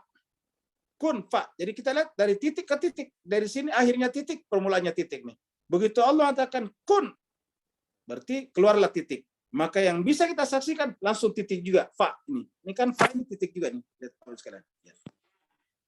Jadi ini katakanlah tadinya belum ada apa-apanya. Yang berkata kun ini adalah Allah. Langsung muncul tadi titik yang kita saksikan tadi di dalam video itu. Langsung muncul fa, maka ini fa. Begitu jadi kun dari Allah, fa ini titik juga. Ya. Titik pertama adalah titik yang bersifat transenden, yang bersifat spiritual, yang bersifat rohani, yang tidak berbentuk apa-apa, bukan materi. Maka fa pertama di sini, nun di sini adalah sudah mulai muncul materi. Dari fa ini lahirlah kemudian ledakan, yakun berproses menjadi seperti sekarang. Kun fayakun. Jadi maka jadilah. Ingat ya sekalian, kun ini adalah fi'il amr. Yang namanya fi'il amr ada yang memerintahkan. Yang namanya kata kerja perintah pasti ada yang merintahkan. Bapak Ibu sekalian sebut saja kata kerja perintah pasti ada yang merintahkan. Misalnya pergilah, pasti ada yang berkata pergilah. Iya. Makanlah, pasti ada yang berkata makanlah. Itu kata kerja perintah. Ketika ada kata kun, pasti ada yang merintahkan. Iya. Kemudian yakun ini adalah mudhari. Mudhari itu artinya apa? Sejak munculnya fa ini, maka akan terjadi proses terus-menerus sampai sekarang. Seperti kata para ilmuwan, alam semesta juga berkembang terus-menerus. Terbentuk lagi galaksi-galaksi baru. Yakun fi'il mudhari yang bisa disetarakan dengan present continuous dalam bahasa Inggris. Kun fayakun. Bagi Allah sangat gampang. Nah, sekarang kita lihat kunnya ini tadinya sebelum dia muncul kita cuma geser bagian, jadi sebelum dia muncul, jadi kita anggap ini batas ya. Kita bikin di sini batas nih. Yang kuning ini adalah batas ya. Tadinya ini adalah belum ada benda di sini, masih kekosongan, ketiadaan. Yang ada adalah zat yang berkata kun. Begitu zat yang berkata berfirman kun, muncullah nun, maka nun ini pindah ke sini. Menjadilah dia fa di sini, nih titik lagi di sini. Kun fa. Maka dari sini alam non materi ini adalah alam materinya. Kun fayakun. Berarti apa? Setiap alam materi bergantung kepada alam non materi. Kan ini duluan. Ini adalah non materi. Ini adalah materi. Ya. Ini adalah metafisik. Ini adalah fisik. Jadi ini adalah metafisik. Ini adalah fisik. Ya. Kalau kita artikan dalam bahasa sekarang, ini adalah metaverse. Ini adalah verse-nya. Ya. Ini adalah semestanya. Ini meta semesta. Ya. Sebelum jadi semesta, di meta semesta, melampaui semesta. Begitu nunnya muncul, kun, fa, pindah ke sini. Tiba-tiba muncul di panca indera, kelihatan, mengambil bentuk-bentuk dalam ruang waktu. Artinya apa? Kesimpulannya dari sini, segala sesuatu yang ada di sini bergantung kepada sesuatu yang berada di alam non-materi. Yang ada di sini namanya mulki. Yang terbentuk namanya di sini disebut dengan mulk. Sedangkan yang di sini namanya adalah malakuti. Ini. Malakut. Ini mulk, ini malakut. Ini malakut, alam non-materinya, ini adalah mulk materinya. Ini ruang waktunya, space and time-nya. Sedangkan di sini adalah sebelum terbentuk space and time. Malakut namanya. Inilah menjelaskan, inilah ayat terakhir surat Yasin muncul. Itulah sebabnya jemaah sekalian berbahagia. Kalau di surat Al-Isra, ayat pertama adalah subhanalladzi asra bi abdihi, maka surat Yasin subhana di ayat terakhir. Allah berfirman, fasubhanalladzi biyadihi malakutu kulli syai'in wa ilaihi turja'un. Maka maha suci Allah. Subhana, maha suci dia. Alladzi, yang di tangannya lah, alladzi yang biyadihi, di tangannya lah tadi. Ingat kata-kata di tangannya, di dalam perbuatannya lah. Sehingga pada setiap apa tadi yang dalam fayakun itu ada jejak Tuhan di sana. Semua kejadian di alam ini, setiap item per sesuatu, per hal, itu selalu ada jejak Tuhan di sana. Fasubhanalladzi biyadihi, di tangannya lah malakutu kulli syai'in, malakut segala sesuatu. Jadi segala sesuatu itu punya malakutnya. Ini malakutu kulli syai'. Segala sesuatu punya malakutnya, dan karena segala sesuatu punya malakutnya, maka segala sesuatu itu tergantung kepada malakutnya. Tergantung tadi pada yang berkata kun. Ya. Jadi kata nun tadi tergantung pada huruf ka. Ya. Sedangkan huruf ka itu adalah tergantung kepada yang berkata. Karena ka dan nun itu adalah perintah, tergantung kepada yang berkata kun. Kun fayakun. Karena bergantung kepada alam malakut, maka segala sesuatunya nanti ilaihi, kepadanya lah. Kepada siapa? Kepada pemilik tangan tadi ini, yad, yang tadi menjadi pemilik tangan. Wa ilaihi, kepada dia yang memiliki tangan itulah turja'un, semuanya kita akan dikembalikan. Tidak ada di antara kita yang tidak mengikuti hukum ini. Inna lillahi wa inna ilaihi rajiun. Maka jemaah sekalian berbahagia, begitu dalamnya, begitu indahnya pelajaran yang Allah berikan kita di dalam surat Yasin, Bapak Ibu jemaah sekalian. Siapa saja yang memahami surat Yasin dengan benar, maka dia memahami hakikat penciptaan, termasuk hakikat dirinya sendiri. Nah, jemaah sekalian berbahagia, dengan demikian, setelah kita baca Yasin sampai di 23, yang hadir di depan kita siapa? Yang hadir di depan kita adalah Allah Subhanahu wa taala. Dengan kata-kata subhanalladzi biyadihi. Maha suci Allah, dialah semuanya. Tangannya lah semua yang kita saksikan. Tangan Tuhanlah yang kita saksikan di matahari. Tangan Tuhanlah yang kita saksikan di bulan. Tangan Tuhanlah yang kita saksikan di bulan, di bintang-bintang. Tangan Tuhanlah yang kita saksikan pada mata kita. Tangan Tuhanlah yang kita saksikan pada kuping kita. Tangan Tuhanlah yang kita saksikan pada jagung yang kita makan. Tangan Tuhan yang kita saksikan pada daging yang kita makan. Tangan Tuhan yang kita saksikan pada apapun yang kita jumpai pada setiap saat. Maka jemaah sekalian berbahagia, kalau kesadaran kita juga tidak terketuk dengan ini, khawatir jangan-jangan kita masuk kategori tadi. Wa yuhiqqal haqq, ditentukanlah keputusan itu alal kafirin, itu orang-orang kafir tadinya. Jemaah sekalian berbahagia, mudah-mudahan surat Yasin ini mengantarkan kita kepada pemahaman tentang hakikat penciptaan dan termasuk juga ma'rifat kita kepada Allah SWT bertambah, karena ternyata surat Yasin menjelaskan tentang semuanya. Terima kasih banyak, mohon maaf atas segala kekurangan. Yang mau bertanya dipersilakan. Assalamualaikum Ustaz. Waalaikumsalam warahmatullahi wabarakatuh. Kasih saudara kita dulu Ustaz. Afwan. Silakan Pak Nur. Alhamdulillah, afwan semua. Ustaz, supaya kita menyatu dengan qila dakhulil jannata qala taqawmi ya'lamu bima ghafara li rabbi wa ja'alani minal mukramin. Boleh beri kami sesuatu yang anda kata ini adalah malam terakhir, hari terakhir. Apa yang buat kita mara'i itu jamilan dalam penyatuan surah Yasin itu sendiri, yang kita berpuluh-puluh tahun duduk ni terlepas pandang. Barakallahu fiik. Afwan semua. Baik, terima kasih banyak. Jadi jawaban pintas dari pertanyaan atau permintaan daripada Pak Nur Rusman adalah sederhana sih sebetulnya, tapi jawabannya sederhana, tapi mencapai ini yang paling berat, yaitu meniadakan segala-galanya termasuk diri kita.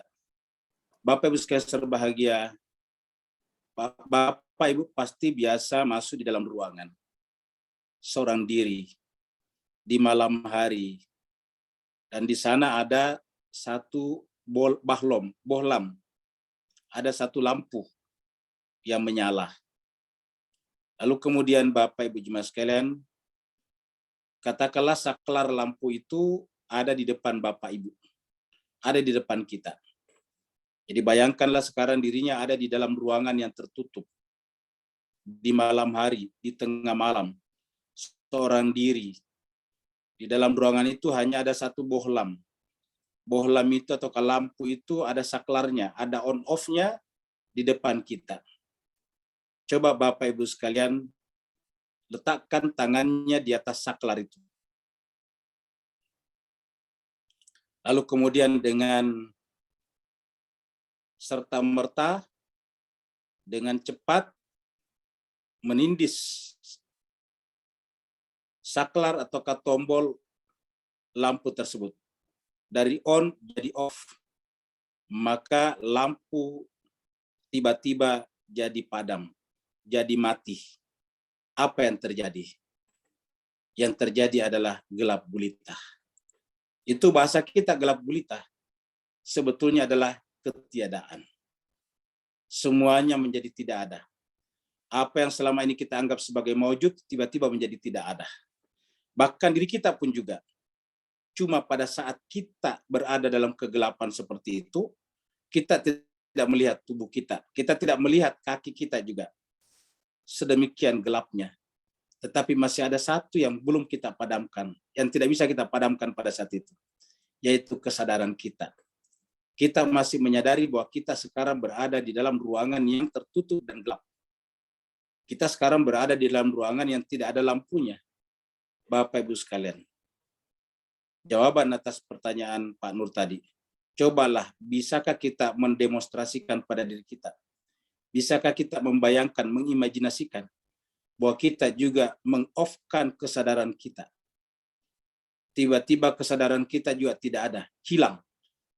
Jadi bukan saja lampu yang mati, bukan saja dinding-dinding ruangan yang tidak kelihatan, bukan saja benda-benda di sekitar kita tidak tersadari, tapi coba off-kan kesadarannya, sehingga kesadaran tentang diri juga menjadi tidak ada.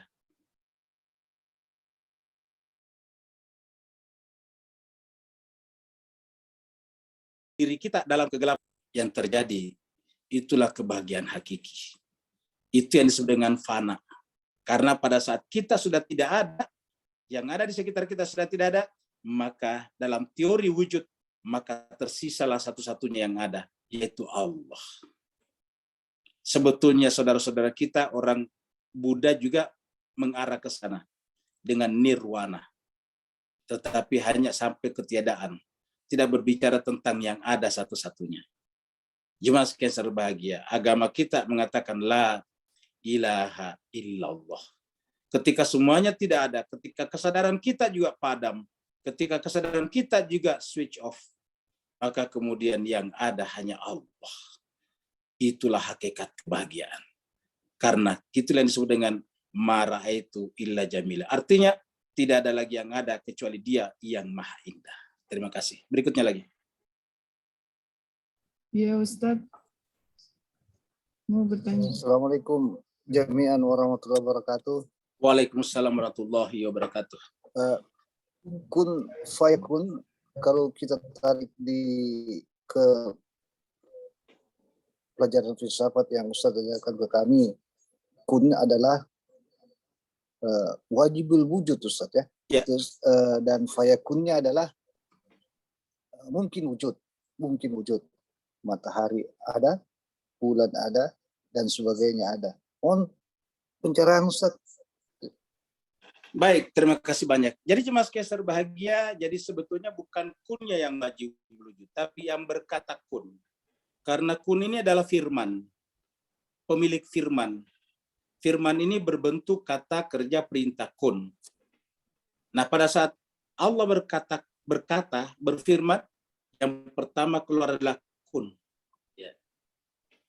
Kalau kita wujudkan dalam bentuk yang lain, pada saat Allah pertama kali berfirman yang muncul kun, itu sebetulnya kunnya siapa? Ya.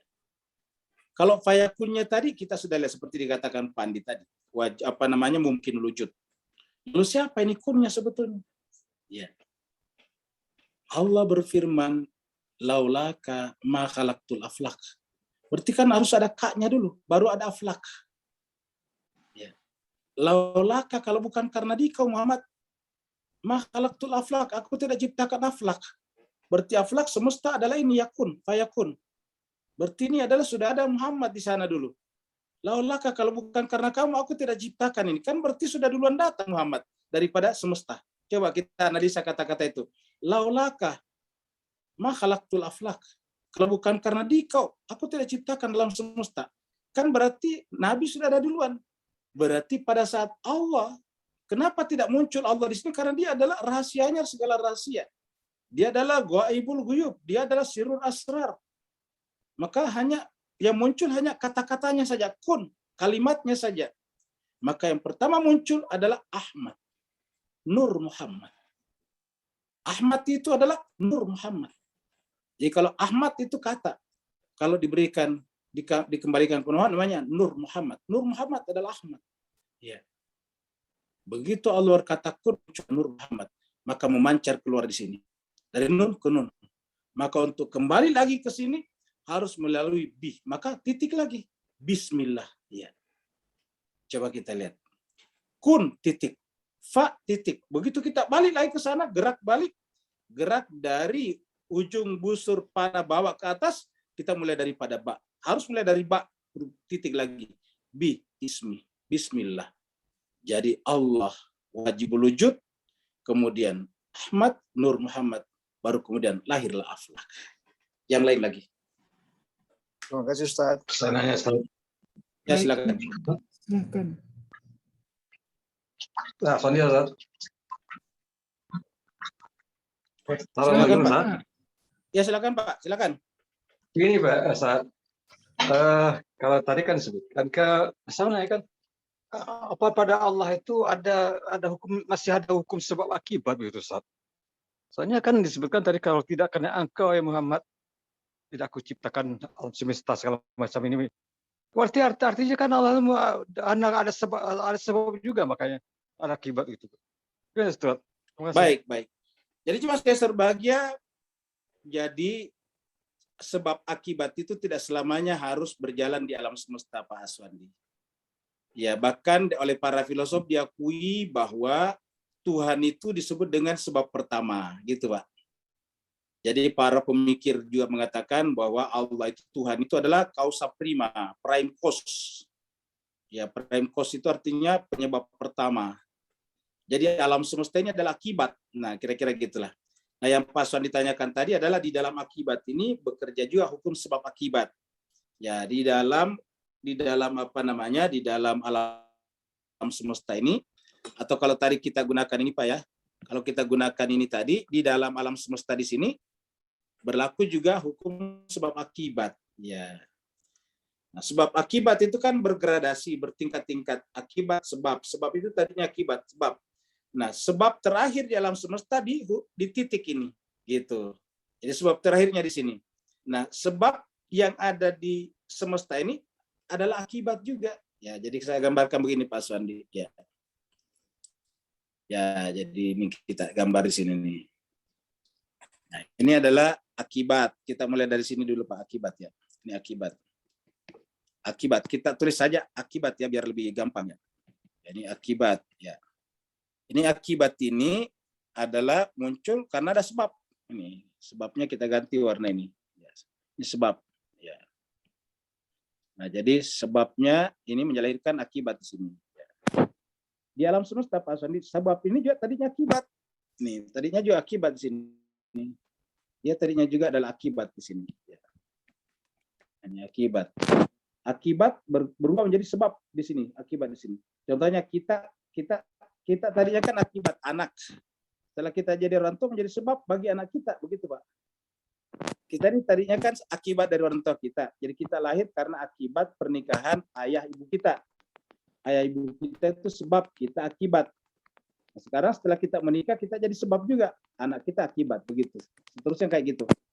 Jadi naik lagi ke atas, ya, naik lagi ke sini. Jadi sebab lagi di sini, ya. Turun lagi di sini jadi akibat, ya. Yang sebab ini tadinya juga adalah akibat, ya. Dia adalah akibat di sini, ya. Akibat, ya, begini. Selalu begitu. Nah, kemudian bergerak lagi ke atas ini, ya. Bergerak lagi ke atas ini sebab, ya. Ini lahirkan akibat di sini, ya. Nah, jemaah sekalian, kalau kita ini batasi, Pak Sandi nggak batasi ini alam materi, di atasnya alam non materi, maka tadi titik fa tadi fayakun itu adalah sebab tertinggi di alam semesta. Yang kalau kita berhenti di sini, ya kita akan bertanya, terus berarti semesta menjadi sebab pertama atas dirinya sendiri. Tentu jawabannya tidak. Kenapa? Karena di dalam semesta berlaku sebab seperti ini, sebab akibat seperti ini. Maka harusnya sebab yang pertama ini di alam semesta harus ada penyebabnya, sehingga ini juga hanya akibat saja. Ya, ini adalah akibat di sini. Jadi dia adalah akibat di sini. Ya. Jadi dia adalah akibat, ya, di sini. Nah, dia keluar di sini nih. Ya, keluar di sini ada sebab pertama. Ya, begitu Pak Sondi. Ini adalah sebab pertama. Jadi alam semesta ini akhirnya apa? Alam semesta ini akhirnya kita sebut semuanya sebagai akibat daripada sebab ini, gitu. Sebab kemudian akibat, begitu Pak. Karena kalau tidak dihentikan di sini, tidak boleh lagi ada sebabnya di atasnya. Ini harus berhenti di sini. Kenapa? Karena kalau dia masih ada sebabnya di atasnya, berarti bukan ini yang kita sebut dengan Tuhan. Bukan ini yang disebut dengan wajibul wujud. Maka dia harus berhenti di sini. Bukan hanya kita yang mengatakan begitu, tapi filosof besar seperti Aristoteles pun mengatakan harus berhenti pada satu titik yang disebut dengan causa prima atau prime cause. Penyebab pertama. Ya. Penyebab pertama ini adalah penyebab yang tak tersebabkan. Cause and cause. Penyebab yang tak tersebabkan. Unmovable mover. Penggerak yang tak tergerakkan. Begitu Pak Sandi. Ya, Ada lagi yang lain? Jelas sekali. Ya, Ya, banyak sama-sama Pak. Ustaz. Semoga Pak Sondi sehat selalu Pak ya. Ya, terima kasih Siapa Ustaz. Ada 1, 2, 3, 4 pertanyaan lagi Ustaz. Baik. Bahkan Ustaz.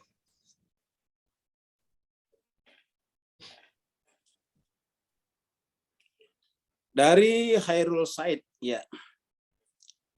Uang adalah kertas, koin, dan sekarang bentuk digital atau sudah mulai merambah ke blockchain. Alat tukar yang bisa dimodifikasi oleh orang-orang yang punya kepintaran tinggi, sehingga bisa mengatur roda perekonomian dunia.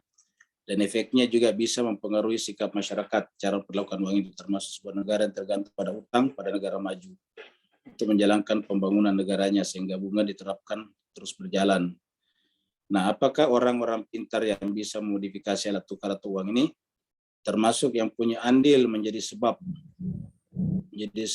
uang disembah oleh banyak orang? Jawabannya tidak.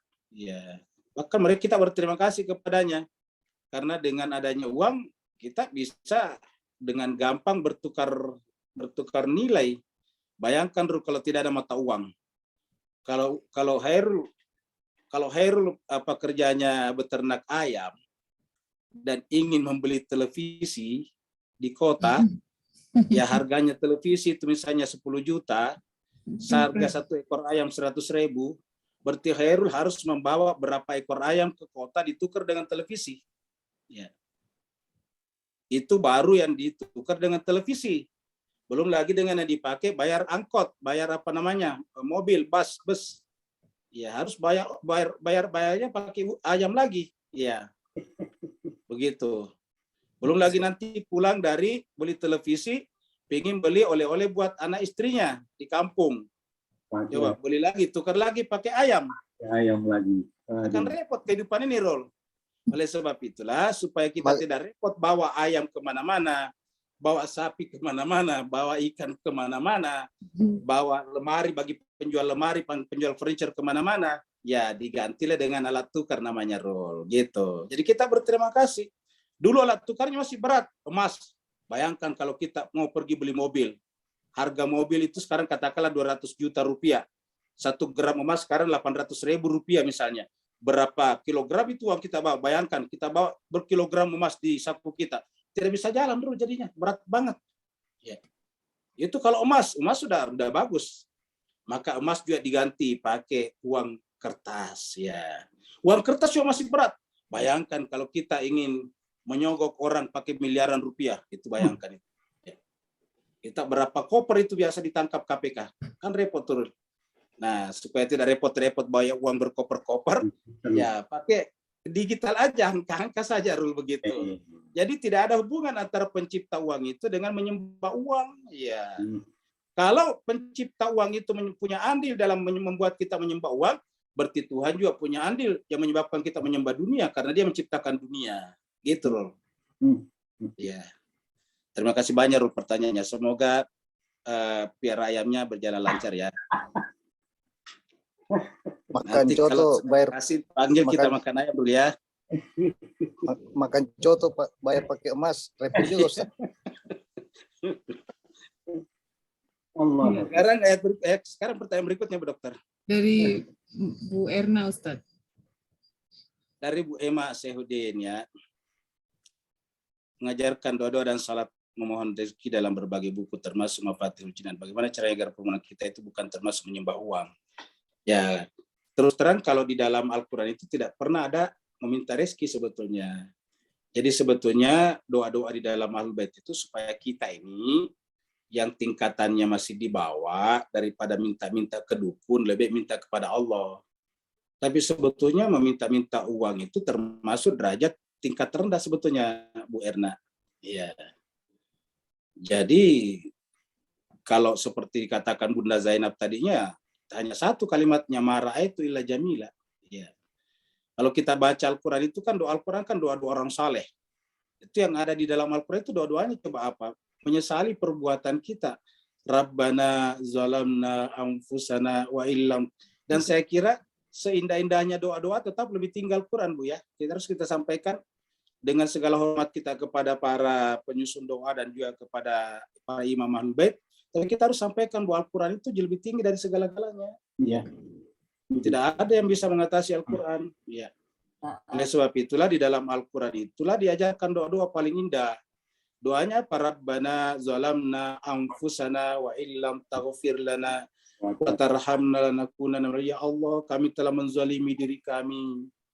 Kalau bukan karena ampunan-Mu kepada kami, kalau bukan karena cinta dan kasih-Mu kepada kami akan masuk ke dalam golongan orang-orang merugi. Doanya Nabi Yunus di dalam perut ikan, la ilaha illa anta subhanaka inni kuntu minaz zalimin. Tidak ada Tuhan selain Engkau ya Allah, saya ini telah menzalimi diriku. Dia tidak mengatakan ya Tuhan, saya dilempar masuk ke dalam perut ikan, maka keluarkanlah aku dari. Enggak ada seperti itu doanya Nabi Yunus ya. La ilaha illa anta subhanaka inni kuntu minaz zalimin. Ya. Doanya orang-orang yang disebut dengan ibadur rahman, doanya adalah alladzina yaquluna rabbana asrif anna adzab jahannam, rabbana asrif anna adzab jahannam, inna adzabaha kana gharama, inna sa'at mustaqarra wa muqama. Ya Allah, jauhkanlah aku dari azab api neraka, karena azab api neraka itu adalah benar-benar membuat penderitaan dan itu sifatnya kekal abadi. Itu doa-doa dalam Al-Quran. Rabbana innana amanna faghfir lana dzunubana wa kaffir anna sayiatina wa tawaffana ma'al abrar. Wahai Tuhan kami telah mendengar dan karenanya kami telah beriman, maka ya Allah, setelah kami beriman, maka ampunlah dosa-dosa kami, ampunlah dosa-dosaku, dan tutupilah kesalahan-kesalahanku, dan wafatkanlah aku nanti bersama dengan kaum abrar. Tawaffana ma'al abrar. Seperti itu doa-doa. Rabbana la tuzigh qulubana ba'da idh hadaitana wa hab lana min ladunka rahmatan innaka antal wahhab. Rabbana, wa Tuhan kami, la tuzigh qulubana, janganlah Engkau memalingkan hati kami ba'da idh hadaitana, setelah Engkau memberikan petunjuk hidayah kepada kami. Begitu doa dalam Al-Quran. Jadi dengan demikian ada aja doa-doa minta rezeki, boleh-boleh saja dan bagus pasti, tetapi kita harus tahu itu tingkatan-tingkatan kita di mana posisinya. Karena kalau yang selalu kita minta cuma uang, berarti yang ada di pikiran kita cuma uang, dan berarti kita menganggap kebahagiaan kita hanya tergantung kepada uang. Assalamualaikum Ustaz. Afwan Ustaz. Ya. Assalamualaikum Ustaz. Afwan. Waalaikumsalam warahmatullahi wabarakatuh. Waalaikumsalam Silakan Pak Saban. Ustadz mungkin dijelaskan tentang rezeki itu. Rezeki itu bukan hanya sekadar uang atau harta, Ustadz. Allahu a'lam.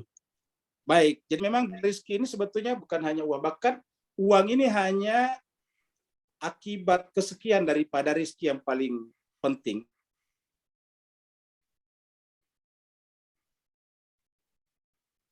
Wilayah. Ya. Rezeki yang paling penting adalah kenabian wilayah. Kenapa? Lihatlah tadi Tuhan berkata, kalau bukan karena Engkau Muhammad, saya tidak ciptakan alam semesta.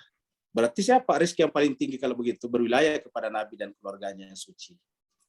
Jadi kalau misalnya kita lahir ya karena Nabi, alam semesta lahir karena Nabi, bumi dengan segala macam isinya dan peradabannya karena Nabi. Maka rezeki yang paling tinggi sebetulnya adalah kenabian. Laulaka ma khalaqtul aflaq. Ada lagi berikutnya? Ada lagi Ustadz dari Ya. Pak Heru dan Bu Yeni. Tambahan satu lagi Dari Pak Heru lagi ya. Iya Ustadz. Ke mata uang lagi Rul ya.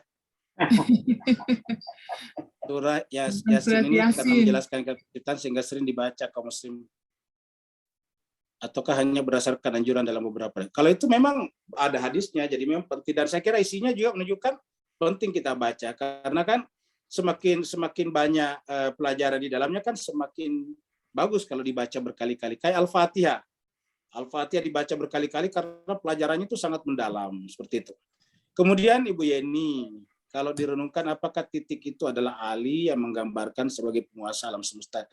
Pokoknya titik itu adalah yang dengannya kita sampai kepada Allah, siapapun. Kalau tanpa titik itu kita tidak bisa sampai kepada Allah, karena kita lihat kalau kita membaca Bismillah, di sana ada 3 langkah untuk sampai kepada Allah. Langkah pertama adalah bi, langkah kedua adalah baru langkah ketiga baru Allah. Bismillah, seperti itu. Terima kasih banyak Bapak Ibu sekalian atas perhatiannya karena waktu kita sudah berlalu. Mohon maaf dan terima kasih banyak atas partisipasinya. Semoga Bapak Ibu semuanya selalu dalam keadaan sehat walafiat, dimudahkan kehidupannya lahir dan batin. Wa'alafu minkum. Wassalamualaikum warahmatullahi taala wabarakatuh. Waalaikumsalam warahmatullahi wabarakatuh. Terima kasih Bapak Ibu.